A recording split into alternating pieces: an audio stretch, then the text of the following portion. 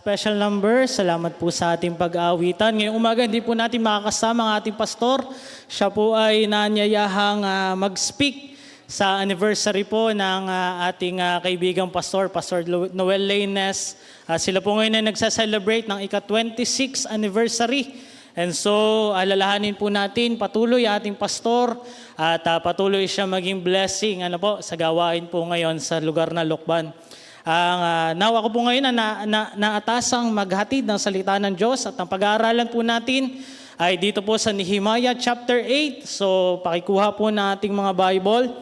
Nehemiah chapter 8, babasahin po natin ang verse number 1 up until verse number 12. Babasahin po natin to ng salitan. Okay? I will read verse number 1, you will read verse number 2 hanggang makarating po tayo sa verse number 12.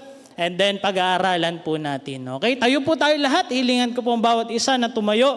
Let's all stand and let us read Nehemiah chapter 8, verse number 1 up until verse number 12. Nakita na po ba? Say amen. Okay, naka-flash din po sa screen. Ano po? Okay, basahin ko po verse 1. Kayo po sa verse number 2 and so on. Responsive reading. Verse number 1. And all the people gathered themselves together as one man into the street that was before the water gate, and they spake unto Ezra the scribe to bring the book of the law of Moses, which the Lord had commanded to Israel. Verse number 2.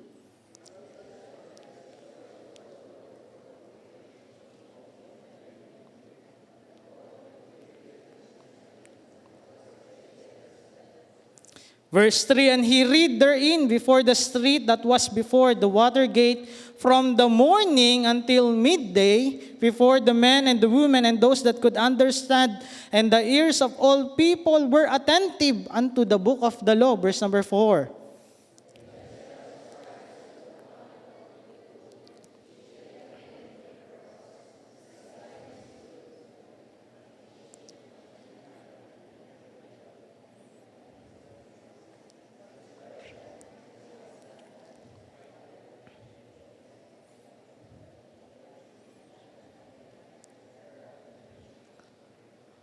Amen. Pag nag-anak po kayo, nakakuha po kayo ng idea ng pangalan ng anak. Verse number 4. Verse number 5. And Ezra opened the book in the sight of all the people, for he was above all the people. And when he opened it, all the people stood up. Katulad po ng ginawa po natin, nung binuklat po natin at binasa ang salita ng Diyos, tayo po lahat ay tumayo. Verse number 6.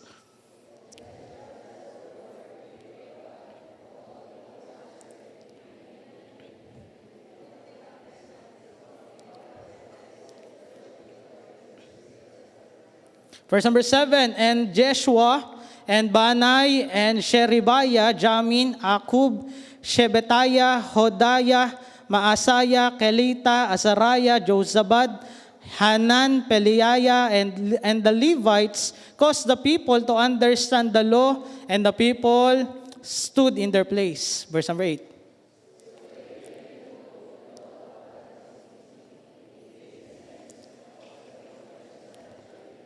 And Nehemiah, which is the Tershata, and Ezra the priest, the scribe, and the Levites that taught the people, said all the people, this day is holy unto the Lord God. Mourn not nor weep, for all the people wept when they heard the word of the law. Verse number 10.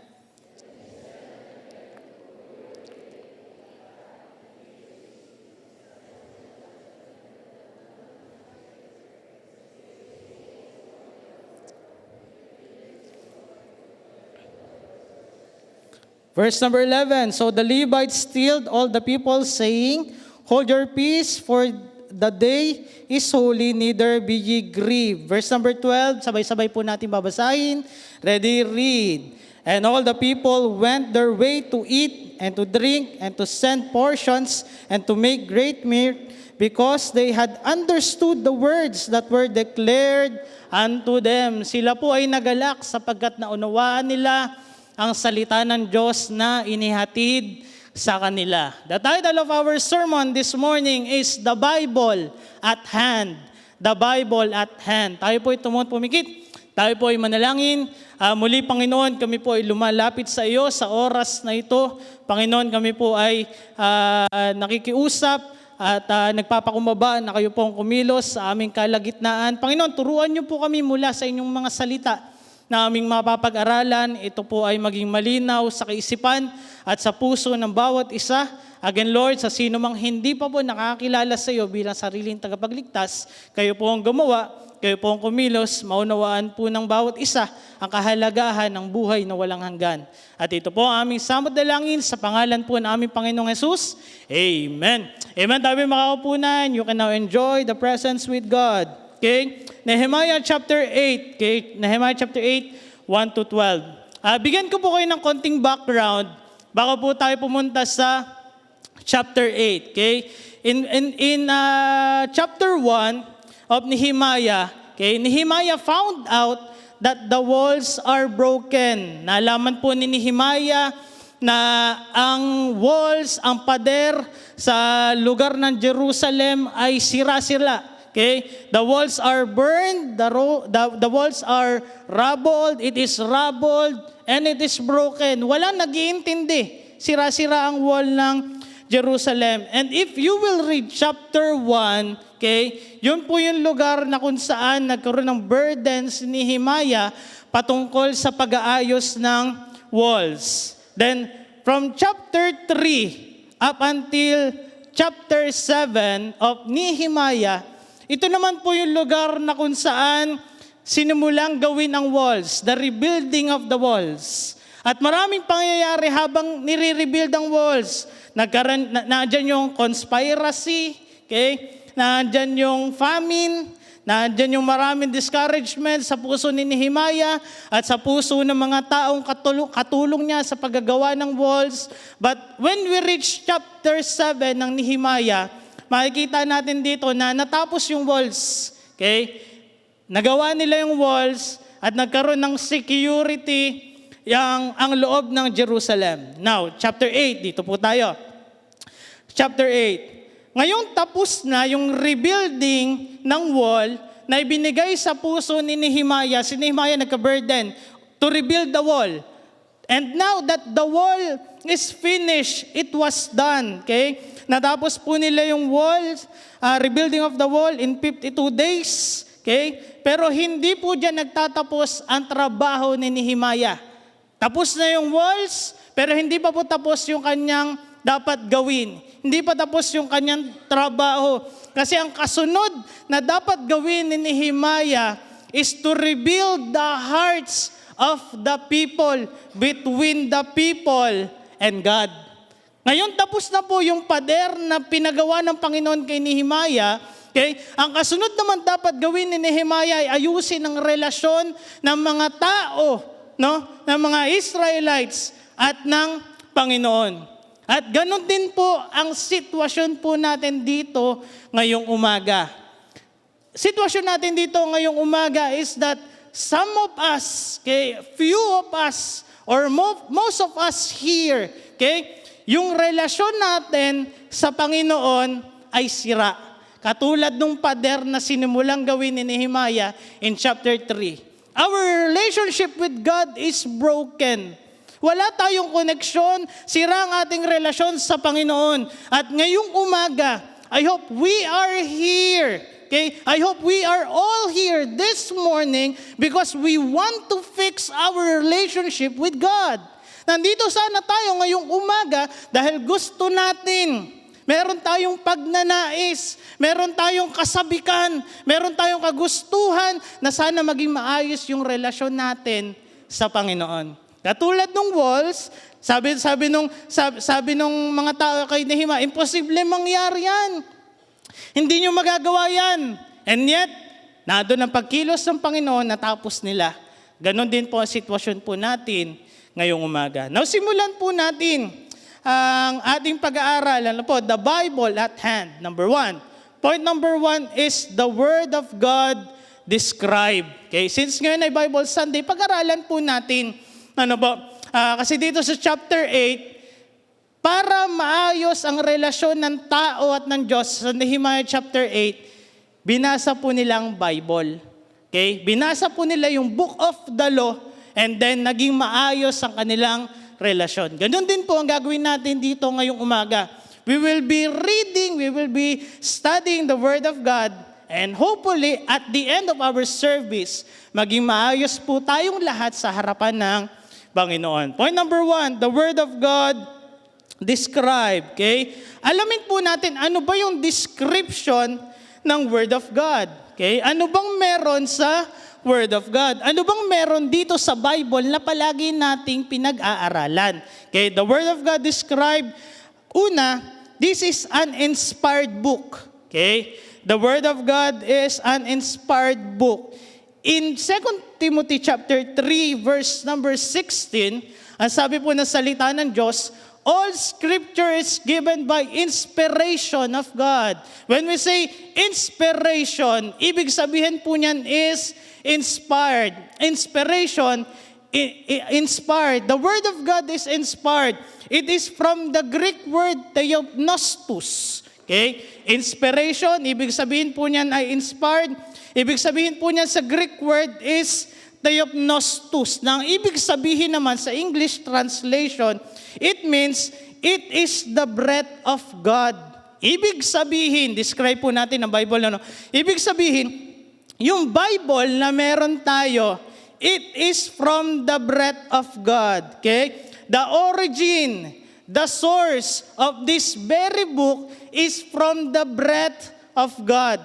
Ibig sabihin, itong Bible na to na binabasa natin, ito ay galing mismo sa hininga ng Panginoon. It is from the breath of God, hininga ng Panginoon. That's why this Bible that we have, it is inspired. It is verbally inspired, not just the idea only. Ibig sabihin, hindi lang yung malalaman natin mula sa salita ng Diyos ang inspired. Ibig sabihin, bawat salita, bawat letra, bawat bagay na mabubuo, bawat words na mabubuo dito is from the very breath of our Lord. Okay? It is an inspired book. Okay? Inspired book also because it was written by men through the guide of the Holy Spirit. Ito ay sinulat ng mga tao, galing sa hininga ng Panginoon, pero ito ay sinulat ng mga tao, pero itong mga tao nagsulat ng Bible, they are guided by the Holy Spirit. 2 Timothy chapter 1 verse number 21. Tingnan po natin ang 2 Peter chapter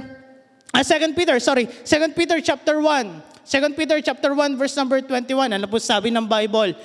For the prophecy came not in all time, but by the will of man. Okay, sabi rito, no? By the will of man, but holy men of God.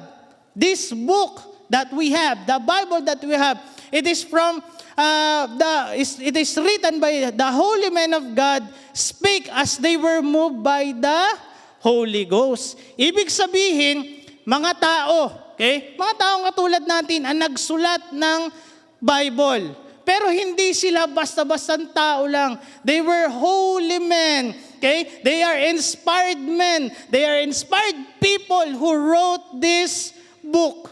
Okay? Amazingly, ito po yung magaling sa Bible, since it was an inspired book. It was written by 40 different people. Imagine that, ano? Merong 40 different people na nagsulat ng Bible from Genesis. Who wrote Genesis? It was Moses. To Revelation. Who wrote Revelation? John the Beloved. Yet, 14 tao na hindi nag-usap-usap, na hindi magkakakilala, nagkasundo-sundo yung kanilang mga isinulat. At dito, nakikita natin na it point out to one key person. Those 30 person, they point out into one key person, and that is God. Okay? 40 different people, hindi nagkausap-usap, hindi magkakilala, yet they point out into one key person, God, and they point out into one object. That is the object of faith in the cross. So, 14 tao na hindi magkakilala, ginamit sila ng Panginoon, nagkasundo-sundo, nagkatugma-tugma, lahat ng kanilang panunulat. Ang panunulat nila ay patungkol lahat sa Diyos. At ang panunulat nila ay patungkol sa kahalagahan ng ating pananampalataya na patungkol sa cross at pananampalataya na napagtagumpayan ni Hesukristo sa cross ng Kalbaryo. Number 1, dito makikita natin, it was an inspired book. Okay? Pangalawa, okay, the Word of God described, it is an instructional book. Okay? It is an instructional book. Napakaraming bagay ang pwede nating matutunan buhat sa salita ng Diyos. Lahat ng aspeto ng buhay ng tao, pwede nating matutunan sa salita ng Diyos. As in lahat. Okay? It is a compact book. It is a compact book na napakaraming bagay natin na pwede nating matututunan. Okay? Instructional book because number 1, it is a scientific book. Scientific book. In Isaiah chapter 40, verse number 22, sinabi dyan na bilog ang mundo. Okay, sabi dyan, it is he that sitteth upon the circle of the earth. Diba, meron pang mga manlalakbay noong unang panahon na nilakbay nila ang dagat dahil gusto lang malaman, ano ba yung nasa dulo ng karagatan na yan? May kanto ba dyan? Okay? Pero sinabi na ng Bible, bago pa nila gawin yung kanilang journey na ang mundo ay bilog. Okay? In Genesis chapter 2, verse 21 to 23, dito po nangyari yung unang pagpapatulog. Anong tawag dito? And the Lord God caused a deep sleep to fall upon Adam, and he slept, and he took one of his ribs and closed up the flesh instead thereof. Okay, dito nanggaling yung pag-practice natin ng pagpapatulog at lalagyan ng anesthesia. Right? Pinakaunang opera kinuha sa Bible in the book of Genesis. Okay?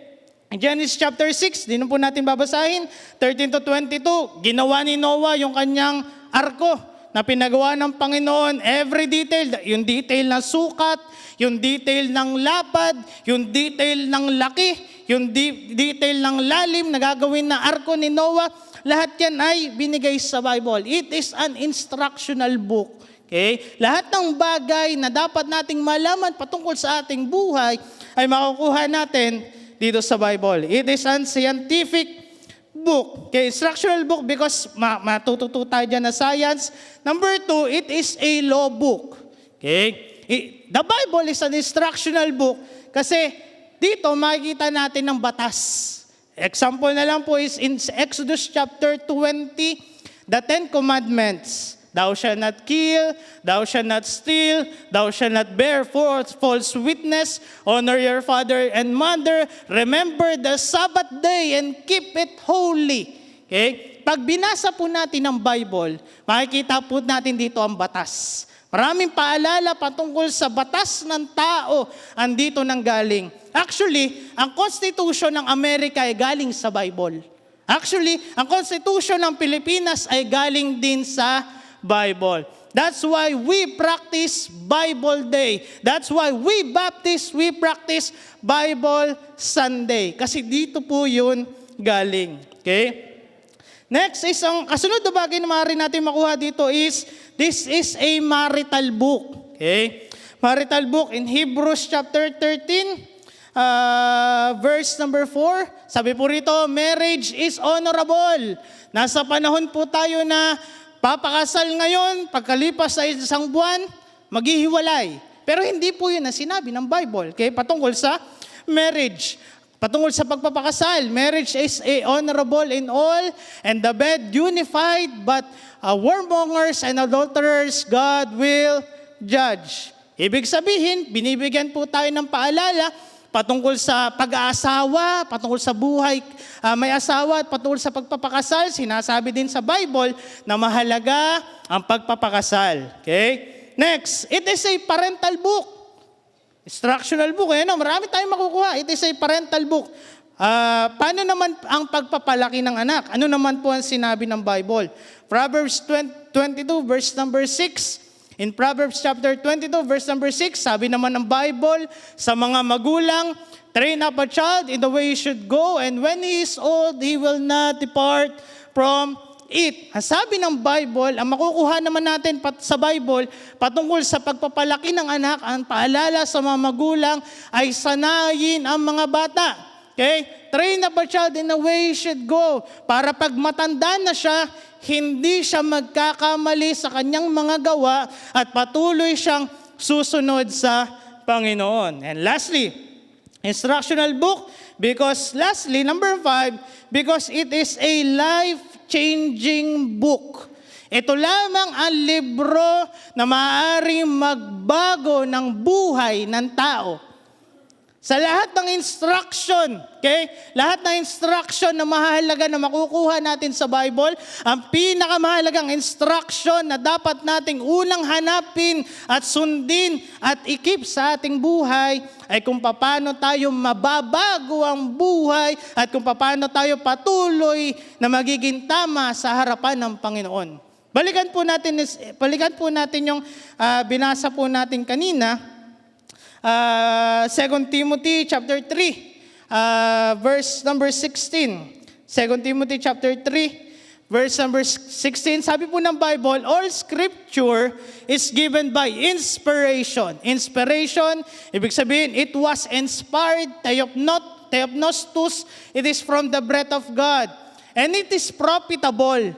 When we say profitable, kagamit-gamit. Profitable for doctrine, for reproof, for correction, for instruction in righteousness. Sabi po rito, all scripture, ang kabuuan ng salita ng Diyos.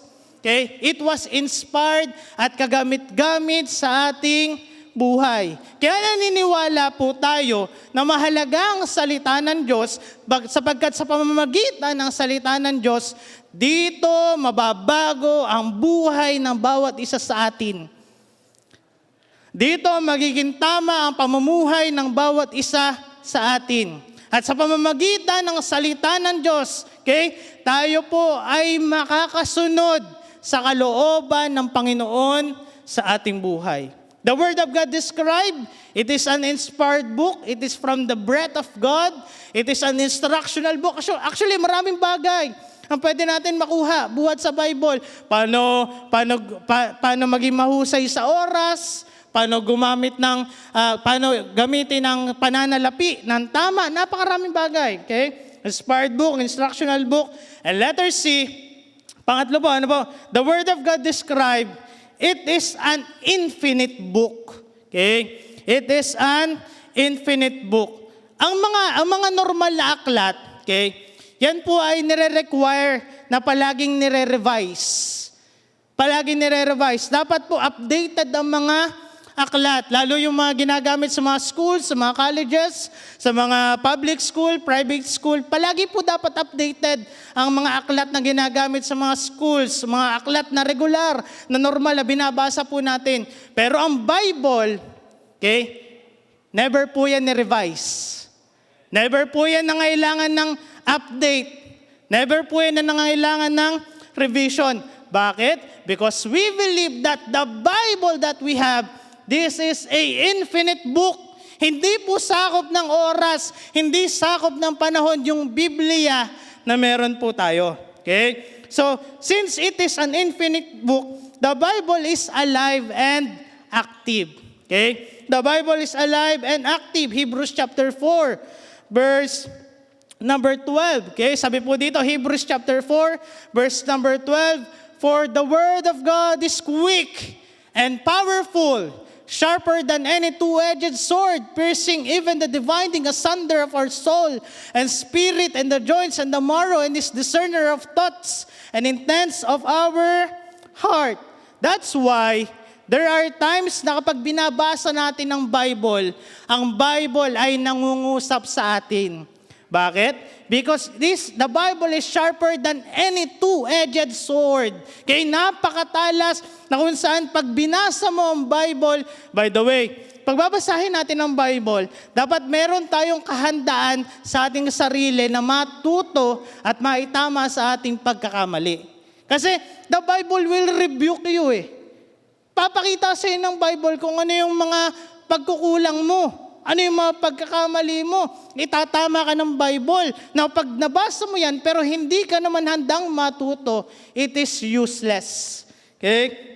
The Bible is alive and active. From the time then up until now, napakaraming tao ang binago sa pamamagitan ng salita ng Diyos. It is a timeless book. And next, the Bible is forever settled in heaven. That's why the Bible is an infinite book. Because it is forever settled in heaven. Katulad po na sinabi sa Psalms 119, verse number 89. Sabi ng Bible, forever, O Lord, thy word is settled in heaven. Ibig sabihin, magpasawalang hanggan pa man, meron ng Biblia na nasa langit. Since it is nasa langit na, it is infinite book. Ibig sabihin, hindi siya mawawala at hindi siya lilipas at hindi siya kailan pa man sasakupin ng oras. Another verse is 1 Peter chapter 1 verse number 24. Okay? 1 Peter 1:24, sabi naman dito is for all flesh is as grass. Ang lahat daw po ng buhay ng tao, lahat daw po ng tao ay parang damo. And all the glory of man is the flower of grass. Yung kasikatan natin, yung tagumpay natin, sabi diyan, is para lang daw bulaklak ng halaman.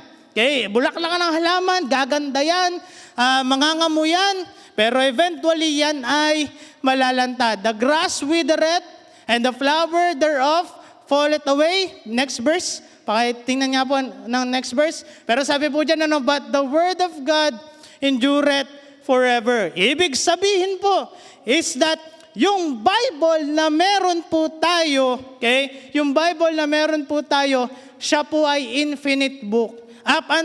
Sa panahon natin ngayon, hanggang sa panahon ng inyong mga anak, hanggang sa panahon ng inyong mga apo, hanggang sa panahon ng mga susunod pang henerasyon, ang Bible ay patuloy na magiging useful, patuloy ito magiging powerful because this is an infinite book. Okay? Number 1 is that the Bible, the Word of God, described. Nakita po natin na ang Bible is inspired. Galing po ito sa hininga ng Panginoon. The Bible is an instructional book. Napakaraming bagay ang pwede nating matutunan. Napakaraming instruction ang pwede nating makuha buhat sa Bible. And the Bible is an infinite book. Because forever it was settled in heaven. Okay? Number 2. The Word of God demanded. Point number 2. The Word of God demanded. Ngayon po tayo magsisimula ng pag-aaral sa chapter 8. Okay? Sa Nehemiah chapter 8. The Word of God demanded. Una, bago po nila dinemand, di ba? Kasi sa verse number 1 sabi diyan, give us the book of the law. Right? Pero bago po tayo pumunta doon, una, tingnan po natin, letter A, before it was neglected. Okay, una, bago po nila ni-request, bago po nila dinemand yung salita ng Diyos, sa mahabang panahon, sinantabi po nila ang salita po ng Diyos. Okay? For a long time, for a long period of time, hindi po sila nakakapakinig ng salita ng Diyos, hindi po sila nagbabasa ng salita ng Diyos, walang impact ang salita ng Diyos sa kanilang buhay, kaya naman ito ay nagresulta sa una, man's disobedience. Kaya naging resulta, naging pasaway, naging laban ang mga tao sa Diyos. Bakit? Dahil walang pakikinig ng salita ng Diyos. Noong unang panahon, may mga propetang ginagamit ng Panginoon. Yung mga propeta, sila yung nagbabasa ng law. Sila yung nagbabasa ng book of the law. And then, tinuturuan po nila yung tao. Pero for a long time, okay, wala silang pakialam sa Word of God. Sinasantabi nila ang Word of God. Kaya naman, nagkandamali-mali ang kanilang pamumuhay sa harapan ng Panginoon. Bakit? Kasi namuhay sila na walang Biblia sa kanilang buhay. Hindi tuloy nila alam ngayon kung ano yung pinapagawa ng Panginoon sa kanilang buhay. Okay? Sila ay nag-disobey. And then number 2, sila ay nagkaroon ng idol worship. Okay? Sila ay nagkaroon ng idol worship. Winorship nila si Baalim, winorship nila ang iba't ibang Diyos-Diyosan, tinalikuran nila ang tunay at buhay na Diyos na dapat sinasamba. Tinalikuran nila. Imbis na sambahin nila ang tunay, buhay at makapangyarihang Diyos, ang sinamba nila ay maling Diyos at nagkaroon po sila ng Diyos-Diyosan sa kanilang mga puso. Bakit? Dahil sinantabi nila ang salita ng Diyos. Dahil namuhay sila na hindi naayon sa standard na sinasabi na salita ng Diyos. Alam niyo po sa buhay natin, pag tayo po nagpatuloy mamuhay na wala ang salita ng Diyos, babagsak ang morality ng ating bayan. Babagsak ang morality ng ating bayan. Hindi na magiging uso ang kasal. Wala nang kasal-kasal, live-in na lang. Okay? Wala nang baby, abort kagad. Okay? Pwede na magsamang babae at lalaki. Yan. Then mag-ampon. Pag nag-ampon, magiging tama sa paningin ng inampon. Tama pala yun. 2 lalaki ang magulang ko. Pag nagpatuloy tayo na namumuhay ng walang salita ng Diyos, babagsak ang morality, ang kasalanan ay magiging normal sa buhay natin, sa araw-araw. Right? Ang pagmumura, ang pagsasalita ng mga maling bagay, ang paggawa ng mga maling bagay ay magiging normal sa ating pamumuhay at patuloy ang taong gagawa ng mga bagay na hindi kaaya-aya sa harapan ng Diyos.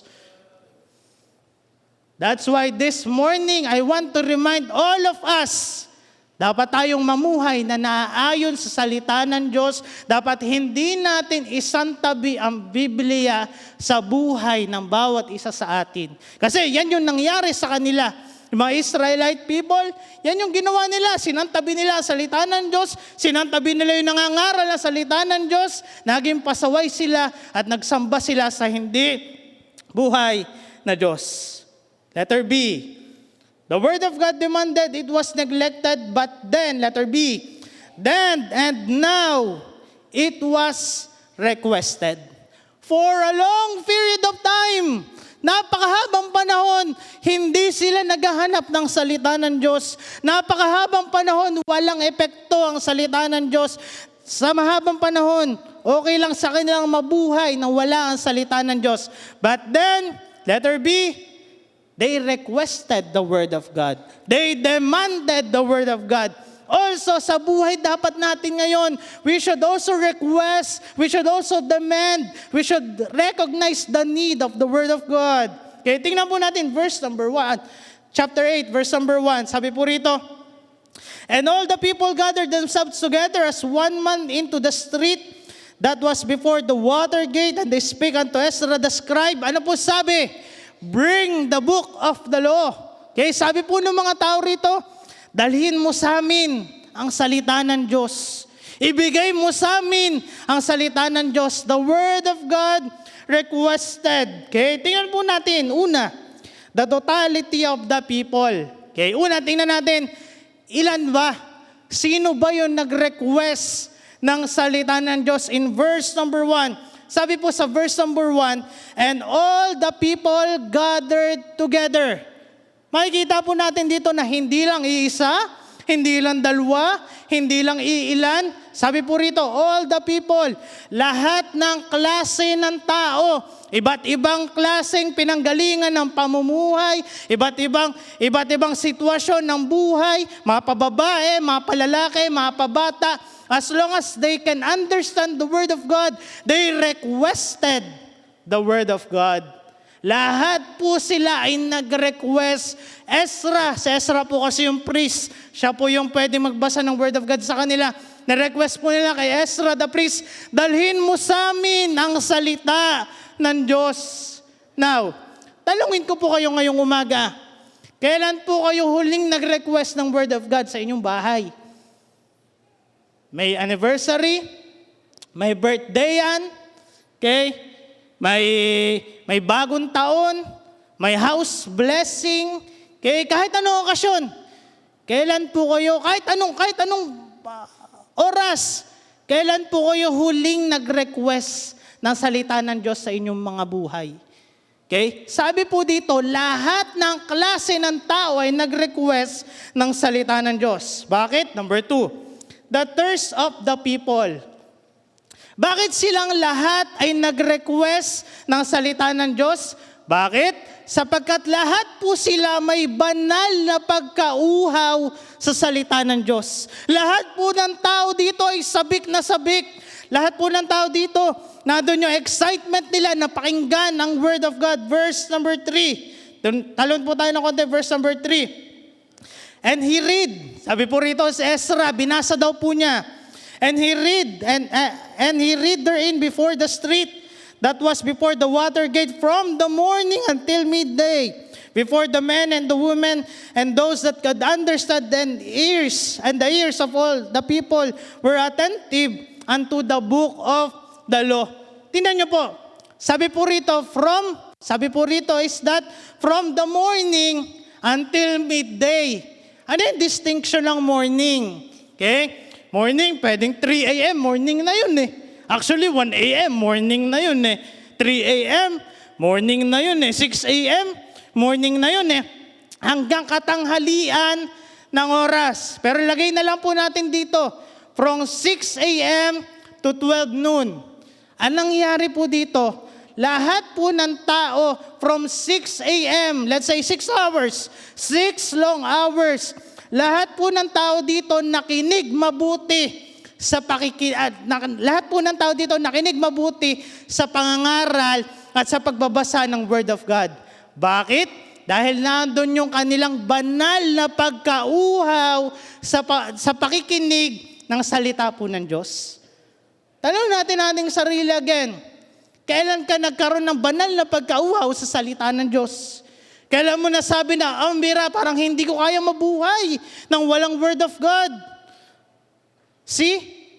Ang ilan sa atin, okay lang sa atin na hindi nag-attend ng church. Okay? Pero hindi po dapat ganun. Ang ilan sa atin, every time na may service, inaantok. Okay? Nakakatulugan. Ilang oras lang ang preaching? 45 minutes, 40 minutes, 1 hour. Compare po natin. Yung mga tao dito, nakinig sila sa pag-aaral ng salita ng Diyos simula umaga hanggang tanghalian. Hindi sila nainip, hindi sila inantok, hindi sila umalis. Tinapos po nila yung pag-aaral at sila ay nagstay ng focus sa pakikinig ng salita ng Diyos.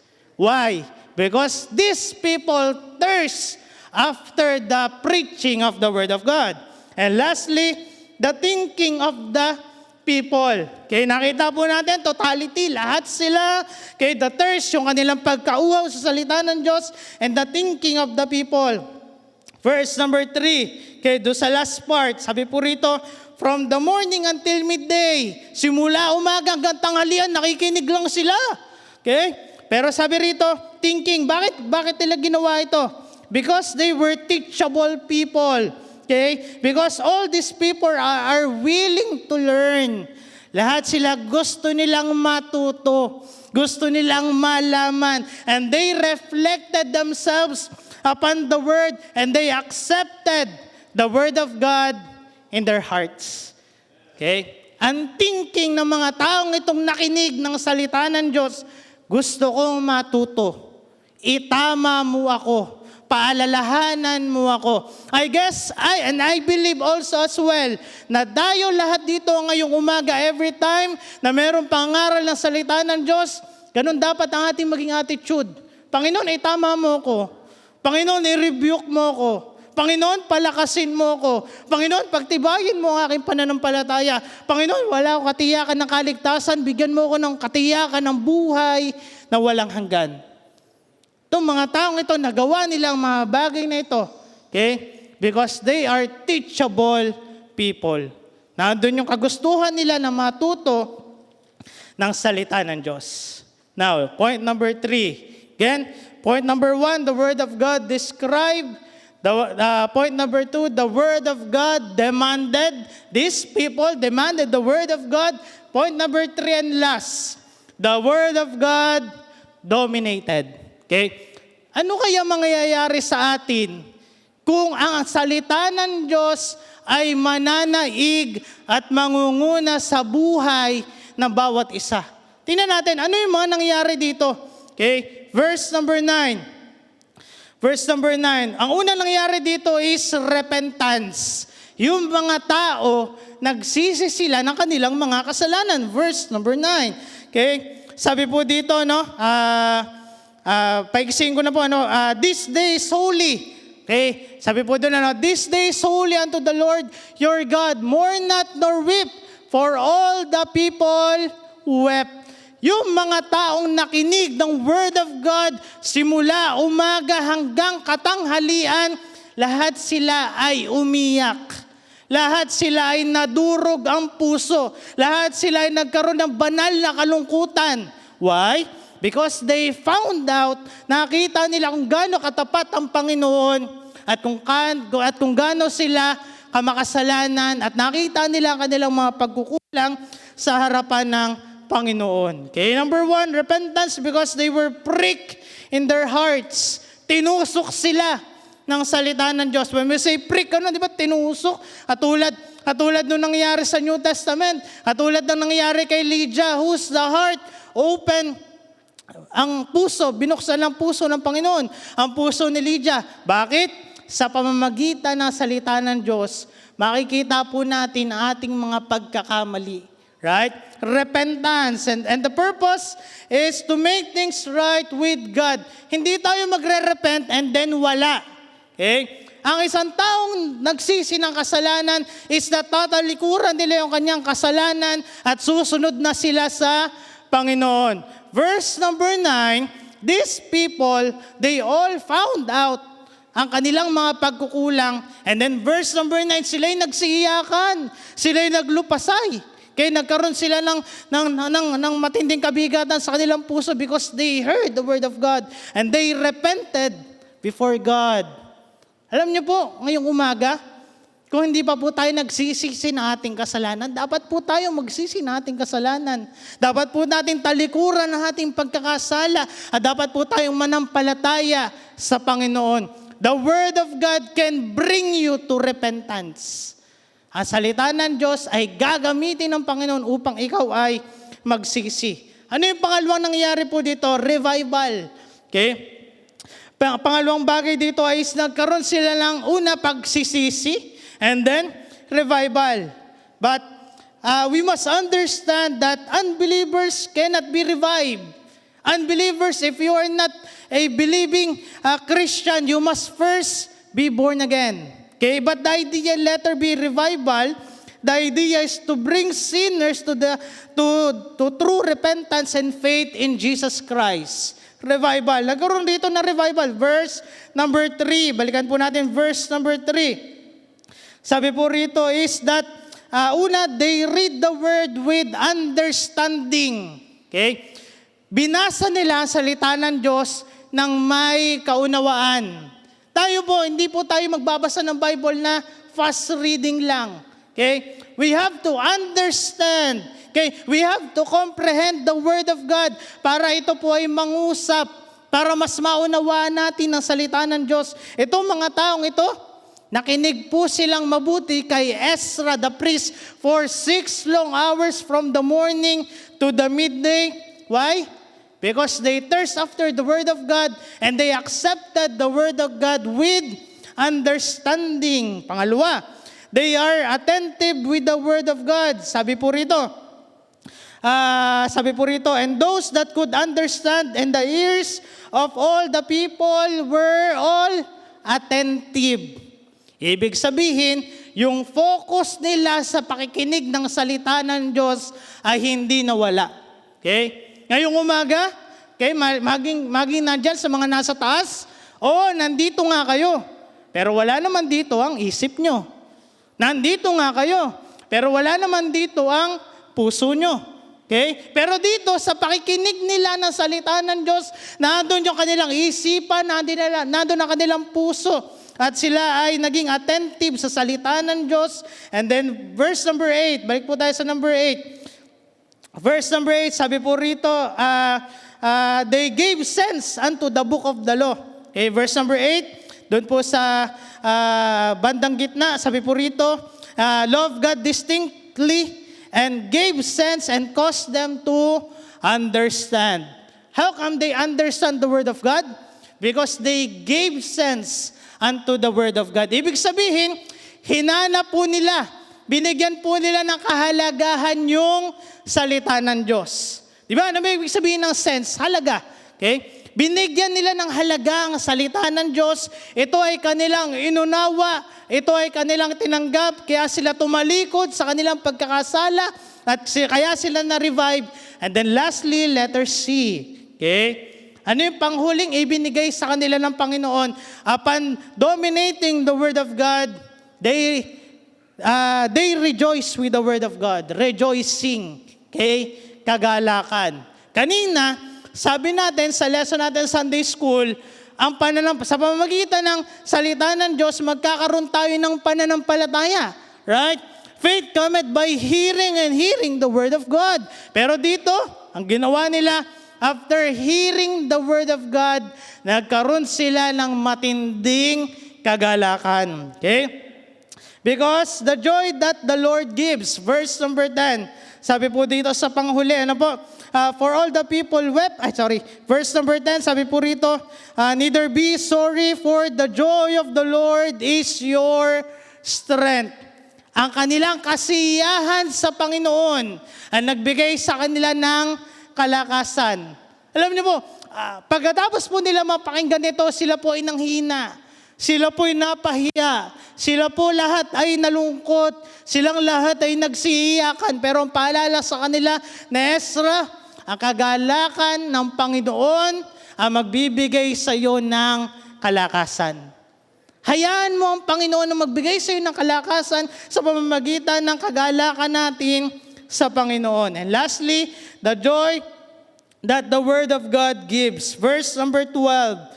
Verse number 12, doon sa last part ng verse number 12, sabi po sa verse number 12 is that because they had understood the words. Again, inunawa nila, inintindi nila yung salita ng Diyos, and that, sabi po rito, understood the words that were declared unto them. Ininawa nila ang salita ng Diyos at ito ang nakapagbigay sa kanila ng kagalakan sa kanilang buhay. Alam niyo po, ngayong umaga, kailangan po nating unawain ang salita ng Diyos. Kailangan maging attentive tayo sa salita ng Diyos. At itong salita ng Diyos, ito ang magbibigay sa atin ng repentance dahil itatama po tayo ng salita ng Diyos. Ito ang magpapaalala sa atin na kailangan tayong tumalikod sa ating mga kasalanan. Ito ang magbibigay sa atin ng revival sa ating buhay. At ang salita din po ng Diyos ang magbibigay sa atin ng kagalakan sa ating mga buhay. Okay? So once again, point number 1, the Word of God described, it is an inspired book, it is an instructional book, it is an infinite book. Okay, napakahalaga po ng Bible. Okay, the Word of God demanded, pero for a long time, they neglected the Word of God. They were able to live without the Word of God. At yun yung nagdulot sa kanila maging pasaway, mag-idol worship. But then chapter 8, they demanded the Word of God. The people said unto Ezra, Ezra, bring us the book of the law. And then point number 3, the Word of God dominated in their hearts. It caused them to repent. Okay? It caused them to be revived. And it caused them to rejoice. Nagkaroon po ng kagalakan ang kanilang mga buhay. Okay, meron po, mabilis sa illustration lang po ngayong umaga. Pakita nga po, media. Let's say, lahat po tayo ay guilty sa bagay na ito. Ano po? Let's say, bumili ako ng rice cooker. Okay? Rice cooker. Bumili ako ng rice cooker. Upon opening the box, ano yung pinakaunang papel na makikita mo? Ano yun? Manual, di ba? Owner's manual. Yet, guilty po tayo lahat dito. Okay? Pag bumili po tayo lagi na something, washing machine, aircon, appliances, electric pan, rice cooker, refrigerator, yung owner's manual, wala yan. Saan tabi ko yan? Na? Kasi, alam kung gamitin yun, rice cooker lang yan eh. Alam ko gamitin yan, ref lang yan eh. Alam ko gamitan yan, ano lang yan eh, TV lang yan eh. Pero hindi mo binasa yung manual. Sa manual, nasasabi na yung appliances mo palang nabili, 110. Ay nakisaksak mo sa 220. Boom! Sunog. Okay? Sa manual, sinabi doon sa rice cooker manual na hanggang 3 kilo lang palang pwedeng isahin dyan. Okay? Eh nagsayang ka ba naman ng 5 kilo? Eh di hilaw ngayon yung kanin, mainit ang ulo mo. Right? Okay? Doon sa instruction manual, sinabi doon sa instructional manual na after mong matapos magluto, let's say nag-switch na siya, nasa warm na siya, kailangan mo siyang i-unplug within 10 minutes. Ay hindi mo, kasi hindi mo binasa, okay? Hindi mo siya in-unplug. Sunog ang kanin. Okay? Ano ibig sabihin? Mahalaga po ang manual. Kasi ang manual ang magpapaalala sa atin kung paano natin gamitin ang isang bagay. And I believe all of us are guilty of this. Wala sa atin nagbabasa ng manual kasi tayo ay magagaling. Ganun din po sa buhay po natin. Ang Bible po ang ating manual. Ito po ang magtatakda kung ano po ang ating buhay, kung paano po tayo maging tama sa Panginoon, kung paano po tayo mabuhay na may kagalakan sa Panginoon, kung paano tayo makakatiyak ng buhay na walang hanggan, kung paano natin malalaman ang tunay na pagmamahal ng Panginoon sa atin. How? Read the manual. Why? Because the Bible is at hand. Dahil nasa sa atin ang salita ng Diyos. I hope lahat po tayo ngayong umaga maunawaan na tayo po'y mahal ng Panginoon at tayo po'y tinubos sa pamamagitan ng banal na dugo ng Panginoon. Pahalagaan po natin ang salita ng Diyos, maging tama po tayo sa Panginoon sa tulong po ng salita ng Diyos. Tayo po tayo lahat, tayo po ay pumikit. Tayo po ay manalangin sa bawat isa ngayong umaga na napakinig ng mensaheng ito at ang banal na spirito ay nangilo sa iyo ngayong umaga. Gusto kitang imbitahan dito sa unahan to please come, pray before the Lord. I hope that the preaching that you have heard this morning ay nangilo sa iyong puso. Panginoon, kayo po ang gumawa, kayo po ang magpala. At ito po ang aming panalangin habang bawat isa po ay nakatungo at nakapikit. Ngayong umaga po ay meron tayong pagkakataon na tumugon sa Panginoon sa mensaheng ito sa pamamagitan ng panalangin. Kumusta ang iyong buhay, kaibigan? Ikaw ba ay namumuhay sa pamamagitan ng salita ng Diyos? Kumusta ikaw, kaibigan? Kailan ka huling nakapakinig ng salita ng Diyos? Every Sunday lang ba? Every time na mag-church ka lang ba? Ikaw ba ay nag-aaral ng salita ng Diyos? Nakita natin ngayong umaga na yung mga tao na muhay na laban sa salita ng Diyos. Lumaban sila sa Panginoon, sinamba nila ang mga Diyos-Diyosan. Ang Panginoon ay nagalit sa kanila at hindi sila binigyan ng pagpapala. Pero nakita din natin ngayong umaga sa last part ng ating pag-aaral na sa pamamagitan ng salita ng Diyos, ang mga tao ay nadurog ang puso. Ang mga tao ay nagdesisyon na maging tama sa harapan ng Diyos. At ang mga tao ay nagkaroon ng kagalakan dahil nalaman nila sa pamamagitan ng salita ng Diyos ang tamang pamumuhay sa harapan ng Diyos. And I hope and I pray this morning that this message will bless your life, that through this message, you will accept Jesus Christ as your Lord and personal Savior. Kaibigan, huwag kang uwi ngayong umaga na hindi mo nakilala si Kristo, hindi mo siya tinanggap sa iyong puso. Ngayong umaga, kilalanin mo si Kristo, tanggipin mo siya sa iyong puso, siya ay namatay, nilibing at nabuhay muli. At simula ngayong umaga, lahat tayo ay mamuhay kasama ang salita ng Diyos hanggang tayo ay kunin ng Panginoon or either hanggang dumating ang Panginoon sa ating mga buhay. Tayo po ay manalangin.